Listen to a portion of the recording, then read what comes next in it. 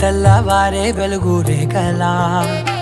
పచ్చ పచ్చ పచ్చి మట్టి బొమ్మలా అల్లి బిల్లి వెన్న పాల నురగలా అచ్చ తెలుగు ఇంటి పూల కొమ్మలా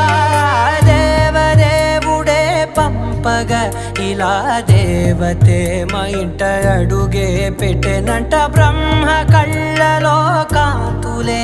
మా అమ్మలా మా కోసం మళ్ళీ లాలి పాడేనంట.